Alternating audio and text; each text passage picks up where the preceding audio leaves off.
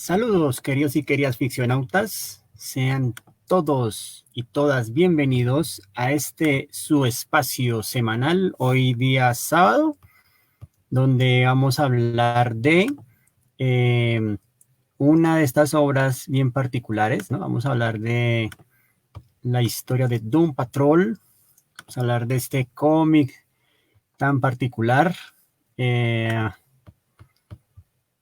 Vamos a mirar acá, correcto, vamos a hacer esto público para que todo el mundo pueda ver.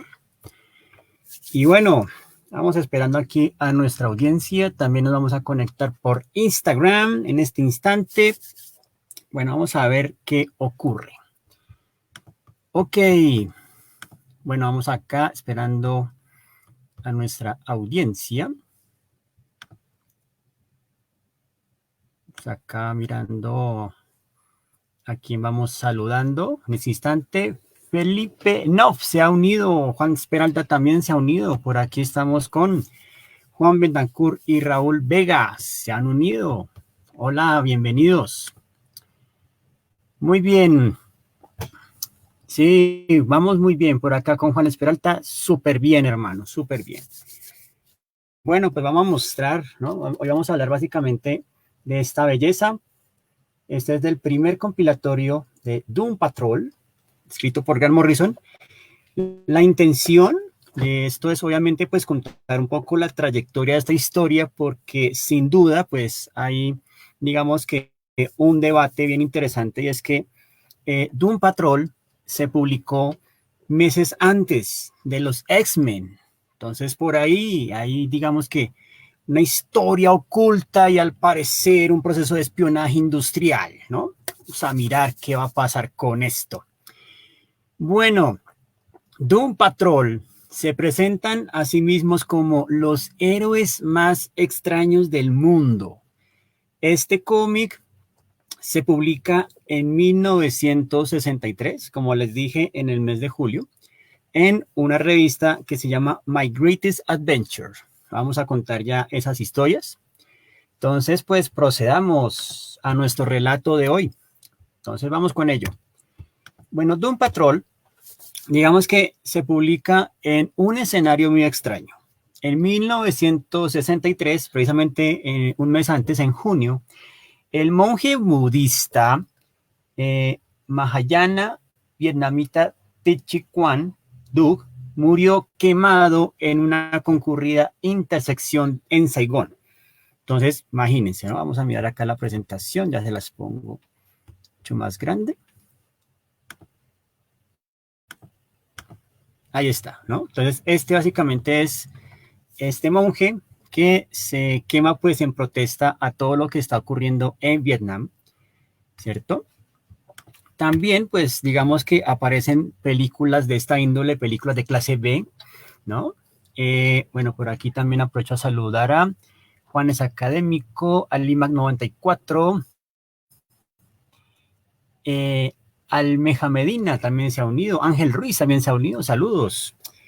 Y pues películas clase B, por supuesto, y también pues eran los tiempos del nodo, tiempos de noticiarios y documentales en algunas partes del mundo. En este entorno, pues digamos que las cosas no iban a ser sencillas. DC Comics había lanzado, digamos, como uno de sus revistas muy particulares que se llama My Greatest Adventure. Este sello o esta revista sale en 1955 y tenía un fuerte enfoque en la ciencia ficción. Inclusive, pues era un carácter bastante como de antología. Bueno, por aquí también se une Carlos Clavijo. Saludos. Básicamente, esta antología contaba con historias narradas en primera persona, todas pues con indicios de sci-fi. A ustedes pueden ver las portadas, por ejemplo, esta donde vemos como esta especie de bestia, ¿no? Sacada como medio Lovecraft, etcétera, o tenemos este alienígena que nos dice, sus armas no me hieren, pero ¿por qué me siento extraño? Bueno, esta clase de cosas. Y pues esta, digamos que cabecera empieza pues a tener unos cambios y para 1963 va a tener un cambio radical. Por aquí está también Mauricio Medina, saludos. Resulta y acontece que en DC Comics pues estaban este par de creadores, nada más y nada menos que Arnold Drake y Bob Haney. Arnold Drake, digamos que es como el creador de la Doom Patrol, ¿no? Que básicamente eh, desarrolla pues todo este entorno, y Bob Haney pues va a ser digamos como también la parte de co-creación. Sin embargo, pues obviamente Bob Haney dice que de pronto su único aporte tal vez como fue con el hombre negativo quizás, ¿no? Pero todo lo tenía en su cabeza Arnold Drake. Eh, Arnold Drake también va a ser conocido por otro personaje que es Deadman. Por eso, si ustedes ven atentamente la camiseta, ahí dice I am Deadman's Daddy, ¿no? Entonces, ahí está.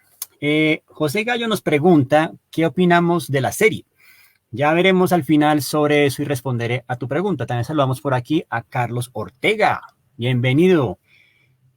Estos dos, ¿no? Son, digamos que el equipo que va a desarrollar pues esta historia, este relato donde los héroes más extraños del mundo, unos inadaptados que de cierta forma no pidieron tener los poderes o la condición que tienen, se tienen que enfrentar a una serie de amenazas un poco anómalas a lo que acostumbraba DC Comics. Entonces, eso también digamos que va a ser en gran parte un poco como el asunto de que tal vez al comienzo no engrane. Pues estamos hablando de que en DC Comics, ¿no? Es una editorial acostumbrada como a los perfectos Boy Scouts, ¿no? Al niño que ayuda a pasar a la abuela a la calle, etcétera. Entonces, por ahí estamos, ¿no? Pacho, Pacho, buen día, Lisette, muy buenos días, o saludes, ¿no? Etcétera. Entonces, ahí en la portada ustedes pueden ver pues a uno de estos primeros adversarios de la Doom Patrol, por ahí están también los personajes, ya vamos a hablar de ellos en potencia. Y esta es, digamos, como la primera configuración, ¿no? De los Doom Patrol. Está, por supuesto, el jefe, ¿cierto? Que inclusive pues está en silla de ruedas. Y la vez pasada que hablábamos de X-Men, ustedes preguntaban, bueno, ¿y por qué Javier en silla de ruedas? Primera coincidencia. Segundo elemento de esta primera Doom Patrol está la chica elástica, Elastic Girl, ¿no? Luego está el hombre negativo. Aquí lo interesante es que sigue siendo Larry Trainor, ¿sí? Que básicamente es pues este piloto que de alguna forma tiene pues un ente que lo puede proyectar, ¿no? Eh, por aquí respondemos a Almeja Medina. Puedes buscar en la página de fixi.orama. Ahí lo estamos transmitiendo en vivo. Listo. También está pues Robotman, que es Cliff Steele. También está Mento, que en este caso es un excéntrico millonario que, digamos, reúne todo su, o hace una inversión importante para ingresar en Adam Patrol, por supuesto, pues obviamente para seducir a Elastigirl. Y también tenemos a Beastie Boy. Este Beastie Boy, ¿no? Digamos que, o el Beast Boy, perdón, este va a ser como el antecedente después del chico bestia de los Teen Titans, porque Bob Haney va a estar involucrado en la creación de los jóvenes titanes, más adelantico. Y dato extra, también Bob Haney estuvo, digamos, con todo lo que era esta productora de Jules Bass, Thundercats, Silverhawks y demás. Él también desarrolló toda la parte, digamos, como visual de esos personajes ahí para que lo tengan presente. Esta es la primera formación y se enfrentaron a diferentes aventuras, circunstancias, y observen el número que están viendo ahí en pantalla, este en particular, ¿no? Acá, este numerito donde está Cliff Steele o está Robotman ahí como derritiéndose. Ese justamente es el número de septiembre. En ese momento es cuando aparecen también los X-Men, ¿no? Que ya los habíamos visto la vez pasada. Entonces, pues obviamente se empezó a dar la polémica, ¿cierto? Y el escritor, pues realmente en algún momento, pues tiempo después, nos dice lo siguiente. Con el paso de los años, me he convencido más y más de que Stan Lee nos robó a sabiendas de un patrón para hacer X-Men. Me enteré de que una gran cantidad de guionistas y dibujantes trabajaban subreptícitamente en ambas oficinas, Marvel y DC. Entonces, no es imposible que cuando presenté mi idea a la oficina del editor Murray Beltinoff, alguien haya escuchado que tenía una idea sobre un grupo de héroes reacios con problemas y liderados por un hombre en silla de ruedas, ¿no? Ahí está entonces como este punto de partida. Por acá también está Julián Medina, está también Julián David Nemogas. Saludos, bienvenidos. Entonces, ahí está como el tema que nos ayuda a resolver un poco la polémica. ¿Y qué adversarios tenían esta primera Doom Patrol? Pues tenían al general Immortus, pues que tenía como esta pinta de, ¿no?, de herencia nazi. Está el hombre animal vegetal mineral, que por cierto, pues la mayoría de lectores decían, pero qué ridículas son estas, oiga, qué cómic tan extraño, esto es un cómic, estos son héroes, qué cosa es esto, ¿no? También estaba la Hermandad del Mal, ¿no? La Hermandad del Mal. Y si ustedes se dan cuenta, pues más adelante vienen los X-Men con la Hermandad Mutante. Entonces, ahí viene el tema de los préstamos, ¿no? De los plagios, etc. Entonces, ahí en esta Hermandad del Mal estaban dirigidos por Cerebros, ¿no? El Doctor Cerebro, Doctor Brain, ¿no? Básicamente era como el adversario, pues que nos recuerda mucho como... por acá Juan Bertancur nos dice, ¿se puede decir que el hombre en silla de ruedas puede darle más argumentos a DC para decir que es copia, no? Claro que sí, totalmente. Ahí está, digamos, como el punto, digamos, central de esta polémica. Y de cierta forma, es una muy buena premisa que de pronto no cayó en el momento que era para DC. Pero ya vamos a ver más adelante cómo se empieza a reponer esto. Ahí está, ¿no? Digamos que la Doom Patrol empieza pues a perder, digamos, impulso, los lectores como que ya no la siguen, ¿cierto? Y pues obviamente debe empezar pues como a cerrarse.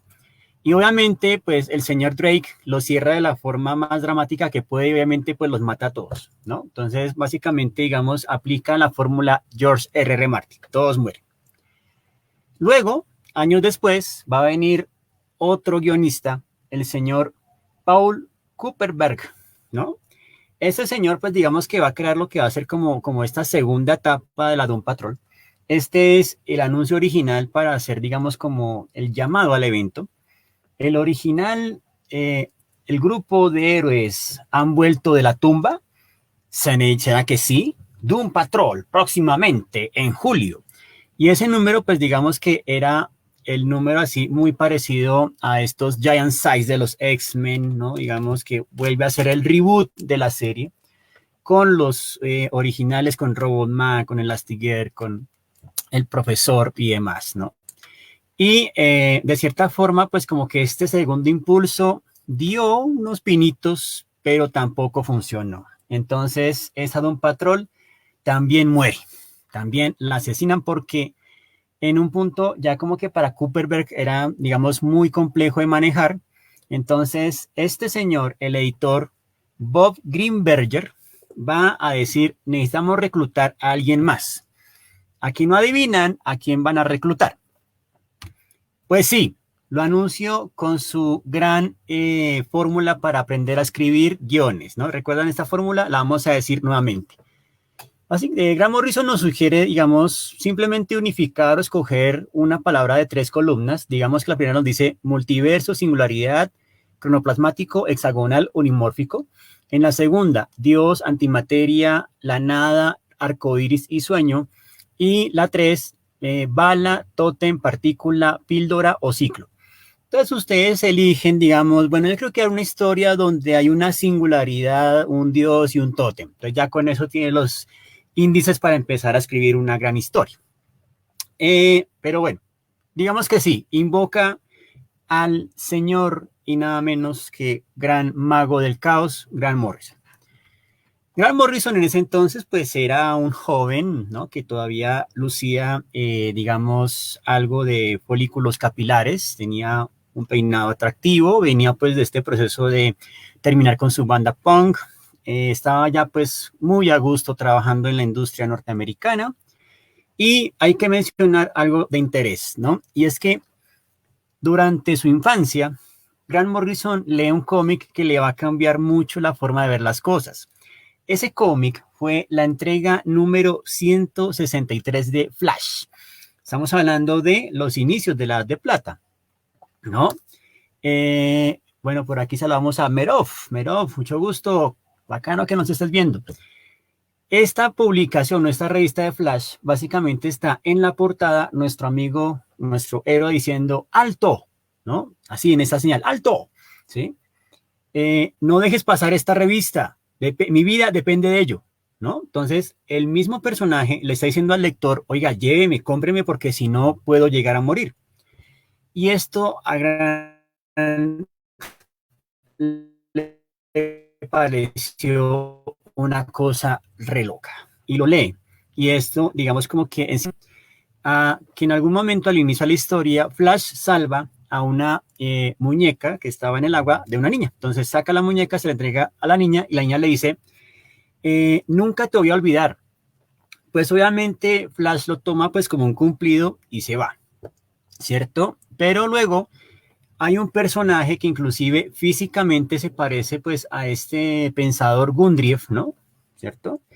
Y resulta que diseña un arma que hace que una persona pueda perder su esencia. Esa arma lo que hace es que empieza a crear un elemento, una conexión mental para que las personas lo empiecen a olvidar. Entonces, obviamente, él lanza el arma sobre Flash y él se empieza a convertir básicamente en una no presencia, en una no persona, ¿cierto? Y empieza pues básicamente como a diluirse y Flash dice, ¿cómo recupero nuevamente mi condición? Y obviamente pues recurre a la niña, se la encuentra nuevamente y le dice, ¿te acuerdas que tú dijiste que no me ibas a olvidar? Oh, sí, claro que sí, Flash, yo nunca te voy a olvidar. Bueno, muy bien, pues necesito que tú me ayudes con lo siguiente. Quiero que le entregues estas cartas a todo el mundo. Básicamente Flash con su hipervelocidad escribe cartas, ¿no? De quién es, qué hace, para dónde va y todo el cuento. Y la niña se encarga pues de hacer como la distribución de las cartas y la gente empieza a leer las cartas y eso ayuda a que Flash vuelva a recuperar su condición. Entonces, para él, esto digamos que va a ser interesante porque es, ¿no? Como un personaje de ficción puede llegar a perder su condición y desaparecer en ese mismo universo. O sea, básicamente como la condición mismo, las normas que están dadas en ese universo visual, también pueden hacer que el personaje, ¿cierto? Pueda ser simplemente como un recurso que en algún momento hasta él mismo pueda morir dentro de su misma existencia. Y eso pues digamos que lo va a hacer evidente después en otra de sus entregas, ¿no? Porque durante los 80s él estuvo muy proactivo y digamos que Bob Gimberger lo llama en el momento en que él está trabajando en Animal Man, ¿cierto? Básicamente esta historia, Animal Man, este es el que tengo en mis manos, se llama El Evangelio del Coyote, que inclusive toma, ¿no? Digamos como un personaje, básicamente que es el coyote del correcaminos, ¿no? Y cómo él abandona ese universo cartoon para, digamos, entrar en otro universo, ¿cierto? Y escapar de su anterior vida, pues como ser maltratado para, obviamente, ser maltratado por otros y pues ahí conoce a Animal Man y todo el rollo y de alguna forma pues termina siendo el deleite de un artista visual. Vamos a mirar esa última viñeta porque parece bien interesante, bien increíble, donde básicamente se ve como una manito, ¿no? Con el pincel. Digamos que es un recurso muy de las caricaturas, ¿no? Ahí lo pueden notar, ¿no? Hay un pincel gigantesco por acá. Y un pincel por ahí gigantesco que se está involucrando con la niña. Entonces, esto nos da a entender, ¿no? Digamos, como el sueño dentro de un sueño, ¿no? Cómo esos protagonistas se mueven. Y al mismo tiempo, pues ya estaba trabajando en el borrador de lo que iba a ser después su novela gráfica Arkham Asylum, ¿no? Entonces estaba como en ese punto. También estaba trabajando en Zenith, este personaje adolescente que, digamos, regula sus poderes a partir del biorritmo y tiene toda una cuestión pues con ser estrella de rock, ¿no? Entonces, bueno, él estaba ahí como en ese punto, en ese mar y dice, bueno, está bien, me voy a lanzar a hacer Doom Patrol. Entonces, contrata, ¿cierto? Digamos a nadie más y nada menos que Richard Case. Richard Case va a ser su dibujante, digamos, especial, digamos, para desarrollar esta historia. Richard Case también va a trabajar después en The Sandman. Por aquí saludo de una vez a nuestro amigo Rubén Andrés, presente, y Mauricio Aldana. Qué bueno que te esté gustando esto. Entonces, ellos dos, Richard Case y Grant Morrison, se va a lanzar, pero Grant Morrison necesita combustible. Necesitamos, además de leer las historias, de qué me va a inspirar, ¿no? Entonces, él empieza a retomar una serie de cosas y aquí les quiero contar pues que Doom Patrol, esta Doom Patrol de Morrison, va a contar pues básicamente con unas cosas bien interesantes como combustible. Inicialmente vamos a hablar de Maya Deren, ¿no? Que es digamos una artista, coreógrafa y directora que digamos se distinguió como una cineasta de vanguardia Y ella pues saca una película que se llama Meshes of the Afternoon, una inclusive película muy premiada, es un cortometraje experimental, o sea, digamos que es como muy avant-garde en ese sentido. Y la idea es que tiene un carácter feminista y explora, digamos, como las imágenes del interior femenino, ¿cierto? En cuyos sueños tiene un terror hacia los objetos de su vida cotidiana. Entonces, ese es, digamos, como un primer referente, Message of the Afternoon. Luego, también los filmes de Kenneth Anger, ¿no? En especial uno que pertenece pues a lo que se le conoce como el ciclo de la linterna mágica, y básicamente la película se va a llamar, más o menos es como un juego de palabras, ¿no? Que es, digamos, como Eus de artifice, ¿no? Algo así en mi francés pronuncié. Y básicamente la idea es que la película nos lleva pues a una mujer vestida con traje de época que explora unos jardines, ¿cierto? Estos jardines básicamente tienen que ver con una locación en Roma, y de alguna manera, ¿cierto? Esos jardines acuáticos del siglo XVI, ¿no? Nos llevan, ¿no? Digamos, como a empezar a jugar con el espacio-tiempo, con la imaginación, ¿no? Y demás. Y la idea, pues, obviamente es como el manejo de las escalas que va a tener, ¿no? La protagonista versus el escenario. Entonces, ahí tenemos, pues, como todos estos elementos. Otro libro también va a ser, digamos, el de Douglas Hofstadter, ¿no? Que se llama Gödel, Escher y Bach, An Eternal Golden Brain, ¿no? Básicamente el eterno cerebro brillante. Este libro, digamos que tiene algo muy particular, y es lo siguiente, ¿no? Básicamente hay una frase en particular que llama la atención de Morrison, y es esta: ¿siguen las palabras y las ideas reglas formales o no? Y la idea del libro básicamente es como trazar, ¿cierto? Una línea, una conexión entre estos tres artistas, ¿no? Entonces, digamos, entre un lógico matemático que es Gödel, entre Maurice Escher, ¿cierto? Que es matemático y pues después se vuelve un gran artista, sobre todo pues con la técnica del grabado, y Johann Sebastian Bach, ¿no? Que básicamente buscan en la música estas conexiones, ¿no? Entonces, ahí estamos en ese asunto, ¿no? Entonces, otra influencia también interesante dentro de esta línea. Y claro, otro libro que va a ser fundamental es este, When Rabbits Holes. Este libro básicamente tiene que ver con una chica que se llama Trudy Chase, y Trudy Chase fue diagnosticada con síndrome de disociación múltiple, o sea, síndrome de personalidad múltiple. Inclusive hasta le sacaron serie de televisión que se llama Voces Interiores, ¿no? Ahí están viendo, pues los que están en Facebook, nuestra imagen que básicamente es con la actriz Shelley Long y Tom Conti, básicamente es como el drama. Este libro va a ser esencial para uno de los personajes que vendrá en esta segunda etapa. Ya vamos a ver quién es. Y obviamente un referente también muy chévere, muy importante, que va a ser Jan Svanmeier. Jan Svanmeier es un cineasta muy particular. Él trabaja mucho con la técnica de stop motion. Sus películas son, digamos, pues bastante crudas, pero al mismo tiempo, pues como muy interesantes. Y uno de sus filmes más populares o más interesantes es Alice, una actuación de Alicia, que él juega pues con esas técnicas, inclusive hay títeres, hay cabezas, digamos, de vaca con pies, ¿no? La muñequita misma, en fin, es un filme muy interesante, y pues tiene unos cortometrajes muy chéveres, donde él juega mucho con la visceralidad, ¿no? Básicamente juega con la deconstrucción, con el surrealismo. Entonces, esto va a ser todo el combustible que va a tener nuestro amigo Grant Morrison para desarrollar esta historia. Y ahí viene entonces nuestro primer arco argumental, ¿no? Esto, digamos que es un término que es muy acostumbrado, pues cuando uno ya empieza pues como a volverse ya como lector, ¿no? El arco argumental. Y ustedes dirán, ¿pero qué será eso? Pues básicamente, digamos que es muy tomado de la estructura de Charles Fleischmann, ¿no? Básicamente ese dramaturgo que decía pues que una historia siempre se mueve en unos actos, y que de alguna manera ese arco pues tiene una presentación, ¿cierto? Luego tiene pues un evento detonante, el incremento de la acción, el clímax, el descenso de la acción y la resolución. Entonces, en el mundo de los cómics, digamos que esos arcos pueden llegar a tener una extensión de 4 revistas o 12 revistas, ¿no? Entonces, ahí tenemos ese asunto. Entonces, la primera entrega de la Doom Patrol en la que participa Morrison es la número 19, Resurgiendo de las cenizas, donde en la portada tenemos a Cliff Steele, Robotman, haciendo este gesto. Entonces, Ese gesto es bien importante porque es más o menos tratando de evocar el trauma que quedó en la anterior etapa. Recordemos que la temporada anterior nos mostraba como una lápida con los nombres de los Doom Patrol fallecidos. Entonces, esto va a ser una carga importante para Cliff Steele. Y obviamente, pues está en un sanatorio. Esta entrega, este arco, básicamente son las primeras 4 revistas. Y allí pues se nos presenta a Robot Man, ¿cierto? Pues que de cierta forma a mí me recuerda mucho a esta serie que veía de pequeño, que era The Six Million Dollar Man, mejor conocida como El Hombre Nuclear, ¿no? O sea, uno hace la equivalencia ahí con el inglés, pues, ¿no? Entonces, The Six Million Dollar Man, ¿cierto?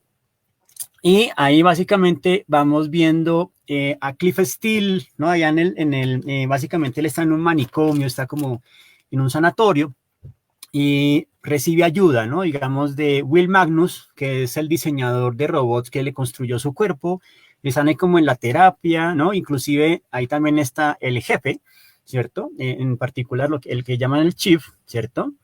Y básicamente el chief, ¿no? Recibe este nombre, Niles Caulder. Una cosa que se me olvidó mencionar es que en la anterior etapa, la intermedia, supuestamente el equipo viene a ser integrado por su esposa, ¿no? Annie Cowder, sin mal no estoy. Pero en esta, digamos que Morrison dice, no, pues que sea Niles el que empiece otra vez a reclutar a los 3, ¿no? Básicamente a todo el equipo. Bueno, ahí están entonces en el hospital. Obviamente, pues ahí se van a cruzar no solamente Cliff Steele, sino también va a estar Larry Trainor, el piloto que les contaba. Y el piloto pues va a sufrir un episodio bien interesante porque hay una presencia, un ente negativo que de alguna forma ha escapado, ¿cierto? De la anterior saga o la anterior etapa y básicamente quiere reunirse con Larry. Pero él dice, no solamente necesito de ti, necesito también de una mujer, ¿cierto? Y básicamente pues esta unión va a crear a Revis.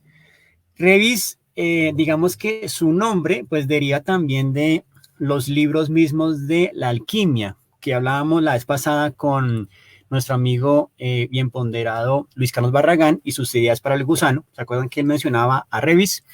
Pues aquí lo vamos a tener en cuenta, ¿no? Y básicamente Revis, digamos que en este universo de la alquimia, empieza a convertirse, digamos, o es parte de un mito, ¿no? Inicialmente, digamos que dentro de muchas culturas y religiones, ¿cierto? Se habla de que él es como el ser primordial andrógino, solitario, ¿cierto? Del que derivan los demás seres, básicamente es como un arquetipo.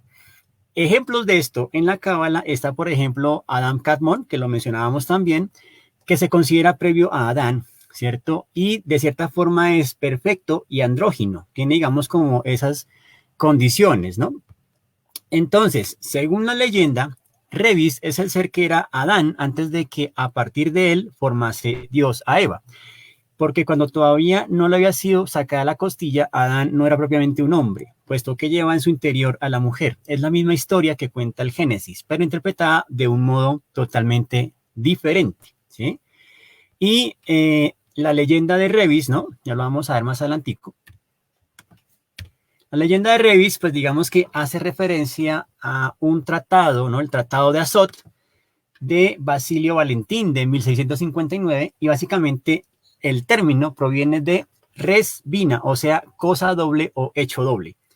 Así como res non verba significa hechos, no palabras. Es un símbolo tardío y cristianizado porque se dan cuenta son 3, ¿no? La Santa Trinidad, por así decirlo. Entonces, la alquimia tenía su Trinidad que busca básicamente como esta conexión. Eso, José Gallo ya me recordó el dato. Arani Calder es la que recluta a los Doom Patrol, ¿cierto? Sí, José Gallo también nos dice, probablemente Doom Patrol haya sido el caldo de cultivo para The Invisibles. Sí, es muy probable porque las ideas que está explorando aquí ya después como que las vuelve tangibles. El personaje que deriva de esta novela de When Rabbits Holes es nada más y nada menos que Crazy Jane, ¿no? Crazy Jane, digamos que es el personaje que se introduce en esta saga, en este arco argumental, en esta etapa de los Doom Patrol, como una chica que tiene personalidad múltiple y según la personalidad, pues obviamente emana un poder. Tiene 64 y cada una de ellas, digamos que le da un poder. Obviamente ella de alguna forma como que lo logra extraer en el momento adecuado para, digamos, protegerse, ¿cierto? En el primer arco, también se van a enfrentar pues contra unos adversarios muy particulares que son los Scissormen o hombres tijera, que venían pues de un evento en el cómic también anterior, como una, más o menos como parecido a las crisis de Tierras Infinitas. Bueno, ahí está, inclusive en esta viñeta, ¿no? Hay una viñeta donde está Cliff, ¿cierto? Hablando con Jane, le dice como, ahí está Jane, hablando del diablo, ¿eh? Dice, Driver 8, no nos hemos conocido aún. ¿Qué? ¿Cómo? ¿Seguro? ¿Pero qué estás haciendo? Cliff todavía no sabe cómo manejarlo, pero entonces en ellos dos va a existir una relación bien particular porque se van a enamorar, ¿no? Más adelantico. También está Joshua Clay, que anteriormente se hacía conocer como Tempest, ¿no? Digamos, pues, una persona que tiene unos poderes muy particulares, ¿no? En este sentido, digamos que era lanzar como rayos cósmicos, por así decirlo, ¿no? Entonces ya les digo concretamente cuál es, digamos, como el poder de Joshua, ¿no? Joshua Clay, veterano de guerra y reticente a permanecer en la patrulla, digamos que Calder le dice, no, tranquilo, no vas a usar tus poderes, ayúdanos de alguna forma. Entonces él, digamos que se vuelve como el oficial médico a cargo de los Doom Patrol. Esa es su forma como de estar ahí presentes, ¿no? Bueno, ahí vamos viendo. Luego también encontramos, ¿no? Que pues en las páginas previas se hace el anuncio, ¿no? De el escape de estos hombres tijera, ¿no? Los Scissormen. Ahí están los Scissormen, ¿no? Ya de ahí uno empieza a decir, pero ¿qué carajos es esto? ¿No? Y bueno, resulta que los Scissormen empiezan a cortar gente en la mitad, entonces la mitad que cortan la envían a un lugar como una especie de interzona, y esto digamos que remite mucho a William Burroughs, y la otra parte pues digamos que se vuelve como un ente que está siendo manipulado por los Scissormen, ¿no? Entonces, sin duda ellos también caen en ese asunto. Ahora, cierran este primer arco con los Scissormen, logran vencerlos gracias a la ayuda de Crazy Jane y demás, y luego se enfrentan a un siguiente adversario que es Red Jack, ¿no? Red Jack, digamos que se autoproclama a sí mismo como un dios, un creador del universo, una poderosa entidad divina que colecciona mariposas, ¿cierto? Y de alguna forma dice que él puede ser o es, ¿no? Jack el Destripador, como también puede llegar a ser Dios, ¿no? Y secuestra a un personaje que tenía previamente que era Rhea Jones, ¿cierto? Rhea Jones, digamos que antes era Lodestone, ¿cierto? Ella está en coma, pero de alguna forma después muta y se convierte en un ser no humano, o sea, empieza a volverse como en una entidad que va a estar por ahí divagando en la Doom Patrol. Y obviamente, pues, la hermandad del man se transforma en esa etapa y se convierte en la hermandad de Dada, ¿no? Recordemos, ¿no? Esto conecta con el movimiento artístico del Dada. Esta hermandad va a estar dirigida por Mr. Nobody, ¿no? El señor Nadie, un millonario que va hasta Paraguay, ¿cierto? Conoce a un científico alemán para que le trasplante o le dé poderes, ¿no? Entonces lo mete en una máquina y básicamente esa máquina lo deconstruye y lo vuelve en este ser multidimensional, Mr. Nobody. Entonces Mr. Nobody recluta a un par de personas, ¿no? Como recluta a Sonámbula, a La Niebla, a Frenesí y a Enigma. Y entre ellos pues van a robar un cuadro, y no es cualquier cuadro, es el cuadro que se comió París, ¿no? Básicamente el cuadro lo que hace es que se devora a la persona que lo mira. Y de algún modo ellos, ¿no? Logran crear a partir de una fórmula metapantemática una manera de que se devore toda una ciudad, y esa es París, ¿no? Entonces ahí viene inclusive toda la Liga de la Justicia, viene todo el mundo pues a tratar de ayudar. Es uno de los capítulos más fascinantes y más surrealistas dentro de la serie. También en ese punto de la historia, cuando estamos hablando del cuadro que se comió París, sale o se escapa el quinto jinete del apocalipsis, ¿no? Que básicamente es el que está destinado a llevar el juicio final. De alguna manera, digamos que él fue atado por un ritual, ¿cierto? Que le dio poder a la pintura. Entonces, cuando la abrieron para que se devorara París, pues sin duda alguna dejaron escapar a este ser, ¿no? También está, por ejemplo, el señor Jones y los falsos hombres de nadie, ¿no? Digamos que estos hombres de nadie, inclusive está como con letras, ¿no?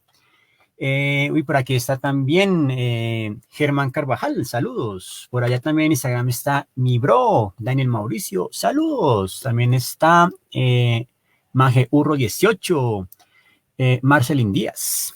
Bueno, este hombre pues básicamente tiene un tema con la caja del delirio que busca erradicar toda la, digamos, extravagancia del mundo, ¿cierto? Y básicamente él quiere destruir a un ser muy particular. Y ahí donde también uno dice, oh, Dios mío, ¿qué va a pasar acá?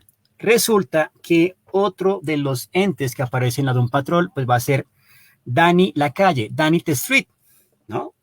Es una calle viviente travesti, capaz de viajar a cualquier parte del mundo y que luego se va a convertir en la base de la patrulla condenada. Momento, ¿qué? ¿Una calle travesti? Así es, mis queridos y queridas ficcionautas, este cómic cada rato nos está dando esa clase de giros, ¿no? Entonces, de alguna forma, digamos que estos seres, ¿no? El señor Jones y los faros hombres de nadie son como básicamente un equipo medio SWAT, medio ACAF, por así decirlo, que quieren acabar con esta calle. Pero resulta que esos no son los verdaderos. Los verdaderos hombres de nadie, digamos que son parte de un hormiguero, ¿cierto? De las salas secretas del Pentágono. Fueron creados por una combinación de tenazas de azúcar embrujadas y varios psíquicos cautivos. Ellos se van a encargar de capturar a un personaje que también les va a fascinar muchísimo, que es Flex Mentalo. Ya hablaremos de eso, ¿no? Y también van a secuestrar, ¿no? No solamente a Flex Mentalo, sino también a Dorothy Spinner. Y ustedes digan, ¿qué es esto? ¿Cómo así? Resulta que cuando los quieren capturar es porque quieren soltar al avatar del teléfono, que es el que realmente domina el mundo. El avatar del teléfono, hágame el favor, 1989, 90, ¿no? Ahí vamos viendo. Otro personaje con el que también se van a enfrentar es, por ejemplo, el señor Evans, ¿no? Que es uno de los precursores del apocalipsis. Dice ser la serpiente original del Edén. En otras palabras, afirma ser Satanás. Reside en una dimensión de bolsillo conocida como la biblioteca del polvo. Cuando el señor Evans llega a la Tierra, el mundo se sumergió en un sueño masivo de lujuria y líbido. Inclusive tiene una pirámide muy parecida a la pirámide de In God We Trust, ¿no? La del dólar.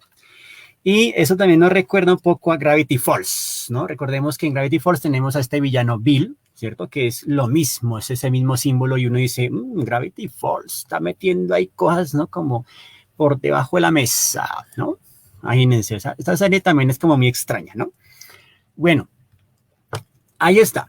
Dorothy Spinner es un personaje que llega al cierre, digamos, como este primer acto de Resurgiendo de las Cenizas. Ella, digamos, que es una adolescente que tiene una cara muy particular, tiene una cara como de mono, como de chimpancé, pero digamos que tiene una habilidad y es que ella puede, digamos que manifestar o proyectar cualquiera de sus peores miedos y lo puede volver tangible.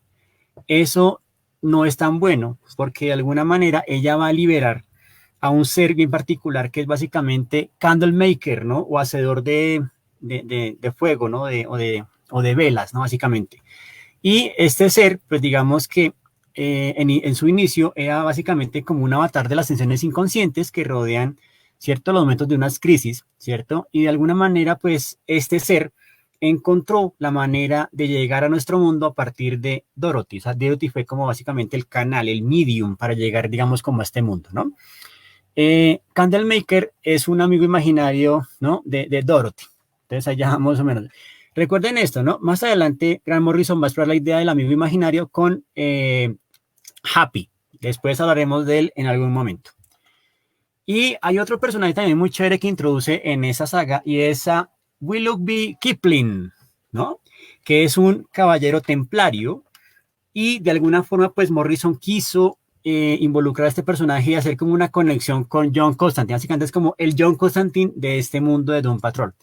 Él llega básicamente porque digamos que ha resurgido la hermandad del libro no escrito, ¿no? Y es básicamente un riesgo y un peligro porque quieren alterar obviamente nuestro espacio-tiempo a partir de abrir una fisura, una herida con la cual puedan extraer este mundo. Ahí está, ¿no? Entonces, inclusive él tiene como unas cosas bien particulares. Otro personaje también que evoca y encanta bastante básicamente es Flex Mentalo, que obviamente pues está muy inspirado en un personaje real que se llama Charles Atlas. Inclusive Flex Mentalo, cuando flexiona sus músculos, ¿no? Sale, ¿no? Digamos, de su cabeza la palabra héroe de la playa. O sea, él puede alterar la realidad simplemente con doblar sus músculos, ¿no? Imagínense ese poder, por Dios, ¿no? Resulta que en los cómics de los años 40 o 50 siempre salía en la última página una publicidad donde había una pareja, digamos, la chica muy bella, el chico pues muy flaco, muy desgalamido, y un rufián que estaba muy acuerpado le decía, hey, oye, flacucho, ¿sí? ¿Qué pasa? ¿Sí? ¿Te da miedo o qué? Y pues obviamente el tipo le pega un golpe, el muchacho se cae, pero él dice, no me voy a dejar. Y resulta que consigue lecciones para cómo volverse fisiculturista por Charles Atlas. Y Charles Atlas básicamente era este señor, ¿no? Básicamente era, digamos, pues un fisiculturista, digamos, no tan hipertrofiado como los de ahora, pero sí tenía, digamos, como su cuerpo moldeado y tenía un leotardo, o sea, un calzón, ¿no? Con estampado animal print de, digamos, de guepardo, ¿no? De leopardo, perdón. Y esa, digamos, era como su look, su apariencia. Entonces, Flex Mentalo, digamos que surge allí como un personaje inicialmente secundario y luego ya va a tener pues su espacio en la entrega de un Patrol número 42. En esa entrega básicamente hay un capítulo que se llama Musclebone, ya les voy a decir exactamente, ¿no? Digamos cómo lo titularon en español el capítulo. Se llama, ¿no? Se llama el misterio del músculo, el origen secreto de Flex Mentalo, ¿no? Inspirándose en los viejos anuncios de músculos publicados en los cómics y revistas, Morrison narra el surrealista origen de Flex Mentalo. En 1954, siendo un joven acomplejado por su endeblez física, Mac recibe una oferta, un manual titulado Músculo y Misterio para ti. Con él, al incrementar su musculatura, desarrolla una serie de poderes, telepatía, precognición, visión interdimensional. Además, al flexionar su poder, se manifiesta como un halo del héroe, en el que se distinguen las palabras héroe de la playa. Entonces salió con sus compañeros como la cremallera, lograba hipervelocidad al tocar un silbato, la pila atómica, medio hombre, medio ensalada con un sentido del humor a juego, el hecho, ¿cierto? Desapareció enloquecido por miedo a las avispas, o Donald O'Mara, Mr. 45 y su compañero Romantin Rick. Seguramente todos estos casos estuvieron siempre relacionados con el color verde, ¿cierto? Se enfrentó a enemigos como Doctor Platillo, el bebé incendiario, a su novia Dolores Watson, ¿cierto? También digamos que se enfrenta o básicamente sigue las pistas de Harry Christmas, ¿no? Básicamente que es como un investigador que descubre los horrores del Pentágono y los hombres de nadie. Entonces ahí vamos planteando como este escenario tan particular que vamos viendo ahí, ¿no? Entonces, imagínense esta belleza. Entonces, en esa aparición, digamos que se habla pues de un chico que tiene un bolígrafo verde y los va escribiendo, ¿no? Básicamente va escribiendo a estos personajes, ¿no? Por acá nuestro amigo Raúl Vega nos dice, esto fue parodiado de alguna forma en el método Wade en Watchmen, ¿no? Sí, claramente. Recordemos que entre ellos dos, entre Grant Morrison y Alan Moore, va a haber una pequeña tensión, sobre todo pues porque en algún momento Morrison iba a ser encargado de llevar el título de Miracle Man. Y Moore, ¿no? Le entregó una carta diciéndole, es mejor que no te metas con lo que no sabes, ¿no? O sea, casi que es como una especie de medio amenaza dentro del mundo editorial. Entonces Morrison dijo, está bien, no me iré con el Miracle Man. No, señor, tranquilo, no me preocupe. En fin, entonces, este chico solamente tiene un esfero verde, ¿no? Y al partir de eso, pues él crea como este multiverso donde aparece, pues, nuestro personaje Flex Mentalo. Recuerden que él después va a tener su propia serie en el 96, ¿no? Después hablaremos de esa serie que es bien bonita, bien espectacular. Listo. Ahí está entonces también los personajes, como les decía, ¿no? Harry Christmas, que es pues un investigador que descubre horror del Pentágono. Will Magnus, ¿no? Que es básicamente el diseñador de robots. Inclusive, él es un personaje que ya venía tiempo atrás cuando creó a los hombres de metal, los Metal Men. Incluso en el Doom Patrol al comienzo hay un cambio interesante cuando Cliff, ¿no? Debe ser, ¿no? O debe llevar un nuevo cuerpo, ¿no? Que es básicamente como un Robotman negro. Entonces ahí está nuevamente Will Magnus. También están esta que les decía, ¿no? El culto del libro no escrito, que básicamente se refugian en una ciudad que se llama Nurheim, ¿no? Es una ciudad alemana, ¿cierto? Que fue destruida pues hace mucho tiempo. Y de alguna forma, pues ellos van a estar ahí, inclusive, pues ellos, ¿no? Se vuelven como los acrones, ¿no? The Archons, ¿no? Por así decirlo. También está Baphomet, ¿no? Que es, digamos, este ser invocado por nuestro mago, ¿no? El señor Kipling, para encontrar las pistas que lo puedan llevar pues a saber dónde está el libro no escrito, que básicamente es un adolescente que tiene en su cuerpo pues las inscripciones para poder abrir este portal. La idea es que la única forma de contrarrestar este portal es la Sagrada Familia.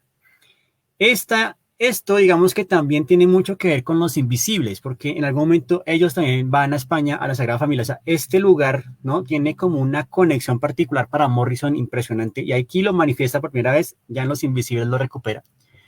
Ahí está la hermandad del culto del libro no escrito. Estamos más o menos viendo pues a este mago, a este caballero templario, ¿cierto? Tratando de redactar la última parte para poder abrir entonces el anticreador que se va a convertir en el creador, ¿no? Sí, ahorita hablamos de todos esos detallitos de la serie, o sea, ahí vamos haciendo el recuento, ¿no? Y de alguna forma, pues digamos que obviamente todo llega a su final. Grant Morrison se despide en el número 63 de la serie. Esto inclusive pues los entendidos que han hecho pues digamos como un reconocimiento de la obra pues dicen que este es como su canto del cisne, ¿no? De Morrison con la Doom Patrol. Y de alguna forma el capítulo se llamó El Imperio de las Sillas, ¿cierto? Básicamente la idea es que capturan a Jane, ¿cierto? Y pues la llevan nuevamente al sanatorio y de alguna forma le dicen que ella, digamos que va a ser enviada al infierno. Ellos se encargan de básicamente destruir todo lo que está a su alrededor, pero de alguna manera, ¿no? Ella logra, digamos, como sortear la dificultad, como que escapar de eso, y de alguna manera vuelve y se reencuentra con la Doom Patrol, pero es como si no hubiera pasado nada, ¿no? Entonces básicamente fue como un bucle, fue todo esto una ilusión. Ahí nos deja nuestro amigo Grant Morrison con eso, digamos, el asunto, y ahí como que termina esta fase que es la más espectacular, la más hilarante, la que de cierta forma explota muchas ideas pues de la alquimia, de digamos el ocultismo, de todo este tipo de cosas surrealistas y demás, ¿no? Y bueno, aquí quiero hacer una conexión bien simpática, y es que hay una banda que se llama My Chemical Romance, creo que la conocen por su vocalista Gerard Way, que por cierto también le jala a la escritura de cómics. De él hay obras, por ejemplo, como son la Umbrella Academy, que también tuvo serie, y otras cosas más, ¿no? Y un cómic que se llama The Killjoys, ¿no? Estos personajes van a aparecer en una canción que tiene un corito bien particular. En ese disco, en esa canción, el video, aparece Grant Morrison. Y esto es como si le hubiese entregado la antorcha simbólica, ¿no? Cuando aparece Grant en ese video, ¿cierto? Básicamente le entrega la flama y Gerard Way dice, bueno, me voy a encargar entonces de la Doom Patrol. Y pues hay un sello que se llama Young Animal, y ahí en ese sello pues él va nuevamente como a recontar la historia de la Doom Patrol. En eso va, digamos, el asunto. Sacan como una primera entrega que es Brick, o sea, ladrillo por ladrillo, ¿cierto? Que básicamente va como los primeros episodios, y creo que ya están trabajando en el siguiente, o ya están trabajando en el siguiente, que es ese, ¿no? Y claro, llegamos entonces a este escenario, a la serie de televisión. Ahora sí, ¿cierto? Ya nos metemos como en algo bien interesante y en particular, porque si se dieron cuenta, pues digamos, toca algunos elementos que plantea Grant Morrison, toca algunos que ya habían planteado propiamente los primeros escritores y guionistas, pues obviamente el señor Drake, ¿cierto? Kuperberg, ¿no? En particular. Y el equipo básicamente está integrado por Cliff Steele, ¿cierto? Que inclusive en la saga de Morrison, las primeras 6 viñetas tienen que ver pues con el recuento de su sueño, o de la imagen él corriendo por un circuito de Fórmula 1 y pues accidentándose, ¿no? Entonces por eso también digamos la historia que se llama Resurgiendo de las cenizas. Entonces ese inicio digamos que lo coge tal cual. Tenemos a Larry Trainor, ¿cierto? A nuestro piloto, que inclusive, ¿no? Se nos presenta o se muestra básicamente también pues como con una condición de género particular con la cual él va a luchar constantemente, y claro, la presencia negativa o el hombre negativo. En este caso no quisieron meterse tanto con Revis, simplemente es él y el hombre negativo que básicamente sale o emana, ¿cierto? Cuando de cierta forma como que no se logran hacer entender, ¿no? Son como dos entidades viviendo, ¿cierto? Esa dualidad viviendo en un cuerpo que se tensiona a sí mismo porque no se reconoce. está Crazy Jane, por supuesto. Aquí, en vez de meter, digamos, como a este personaje que les había dicho era enfermero, meten entonces a Cyborg, ¿no? Este elemento, este vínculo, pues, con la Liga de la Justicia. Sin duda también está, pues, la chica elástica, ¿cierto? Y, por supuesto, pues, a Niles Caulder, ¿no? Encarnado por Timothy Dalton, que de cierta forma como que gusta estos papeles, ¿no? No sé si recuerdan esa serie llamada Penny Dreadful, en la que él encarna a el señor Harker, no, al señor Murray, ¿no? El papá de Mina Murray, ¿cierto?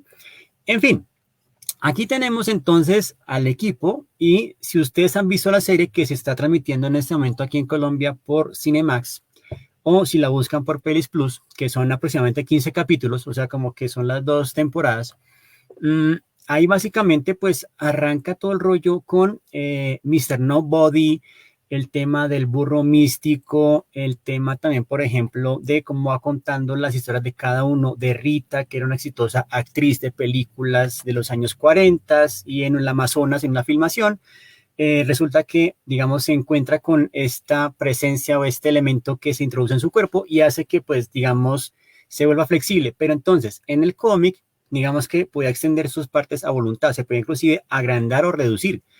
En la serie la manejan básicamente es como un personaje que dependiendo de su fuerza de voluntad, ¿cierto? De que esté pensando y esté conectado, que esté concentrada, puede recomponer su figura, si no se convierte pues en una blow, en una plasta gigante. También pues la historia de Crazy Jane, que Niles Caulder intenta tratarla, intenta digamos como más o menos detectar dónde va el asunto, cómo van sus personalidades. Eh, y pues Niles, que de cierta forma pues tiene una tensión con Mr. Nobody y es secuestrado. Y básicamente toda la serie se trata básicamente como de encontrar a Niles Caulder y todos sus secretos, ¿no? Entonces, ahora sí respondiendo a la pregunta inicial, obviamente digamos que con marcadas diferencias pues uno va sintiendo que la serie sí es un tanto exigente, pero me parece que es buena, ¿no? Sí, Carlos Ortega nos dice, el James Bond en silla de ruedas. Sí, señor, James Bond, Timothy Dalton. Creo que él participó en 2 entregas de James Bond, ¿no? Como que no le duró mucho el asunto. En fin, eh, ahí digamos que también lo interesante, ¿no? Sí, Danny the Street también aparece en la serie y es un capítulo genial, o sea, es un capítulo maravilloso donde se enfrenta precisamente como a esos falsos hombres de nadie, ¿cierto? Como este escuadrón que quiere acabarlo. Y digamos que cada sitio a los que ellos van llegando son como confrontaciones básicamente pues para que asuman, ¿cierto? Su rol, porque recuerden que ellos primero son como inadaptados, ¿no? O sea, digamos que Cliff está acostumbrado pues a una vida de éxito, a tener digamos como esa vida de lujos, pero digamos que extraña algo muy importante y es a su hija, ¿no? Inclusive pues ha sido eh, criada por otra persona, ¿cierto? Él extraña mucho a su hija y esa condición de ser humano y le tocó ser, digamos, pues este cuerpo mecánico donde la única parte humana es su cerebro. Larry Trainor, ¿no? Pues que todo el tiempo nos va a estar contando pues como ese trauma o básicamente pues como esa tensión, ¿no? De, digamos, de ser el políticamente correcto, ¿no? Digamos, la persona, digamos, como éticamente correcta, con una moral intachable, pues teniendo esposa, hijas, pero que realmente pues oculta, digamos, como ese secreto. Y fíjense que estamos hablando de una época que eran los 50, ¿no? En fin, obviamente él se mantiene joven pues por esta entidad negativa. Eh, Crazy Jane creo que viene pues como en un contexto muy punk, etcétera. Entonces ahí vamos viendo como cada una de estas diferentes etapas y cómo ellos se enfrentan entonces a Mr. Nobody, ¿no? Que inclusive es encarnado por un actor que me parece que lo hace muy bien. Entonces yo siento que de cierta forma la serie va uniendo y va cogiendo cosas, porque inclusive hablaron de la hermandad del el culto del libro no escrito, ¿no? Que lo hacen con una cosa especial, ¿no? Con el niño que va creciendo y le van cantando el cumpleaños y en cada cumpleaños le van tatuando palabras en su cuerpo hasta que el papá le dice, oye, ¿no? Y bueno, se desata ahí como todo el descubrimiento de este asunto, ¿cierto?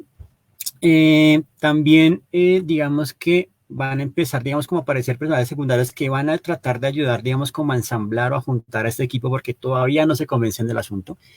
Ah, bueno, hay un capítulo también muy chévere que en la serie, en el cómic, que se llama Going Underground, que es cuando Cliff, ¿cierto? A través de Revis, ¿cierto? Se logra insertar en la mente de Jane para poderla rescatar, porque ella como que cayó en una especie de coma, algo por el estilo. Y de cierta manera, pues Cliff, ¿no? Entra como una especie de mapa del metro de Londres, donde encuentra pues una guía que le va explicando pues por dónde tiene que ir todo el asunto, ¿no? Por dónde tiene que ir para encontrar a Jane, y ella tiene que confrontar pues obviamente a su trama, que eran pues los abusos sexuales del papá. Esa es, digamos, como la génesis de gran parte de sus personalidades, ¿no? Hay como que la enfrenta, logra salir. Y eso pues digamos que lo replican muy chévere en la serie, al igual pues por ejemplo digamos, esto de la ciudad oculta del libro no muerto, que es como una esfera de nieve. Coge detalles que me parecen muy chéveres, y la inclusión de Cyborg, pues básicamente da como ese punto o ese puente de conexión con el universo DC, ¿no? Entonces, básicamente, eso es un poco de lo que queríamos hablar hoy, pues, con esta Doom Patrol. Digamos que un cómic que, gracias, digamos, a esta etapa de Morrison, se convirtió pues en un cómic de culto, en una pieza, digamos, genial narrativamente hablando, que explora inclusive matices psicológicos, y también pues como mirando los límites mismos del cómic como tal, ¿no? Y eso hace que de cierta forma sea como tan grato de leer este cómic. Obviamente es bastante exigente, pero ya con esto pues uno se va entrenando en entender el multiverso morrisoniano, que obviamente va a explotar con los Invisibles, después va a explotar también con The Field, ¿no?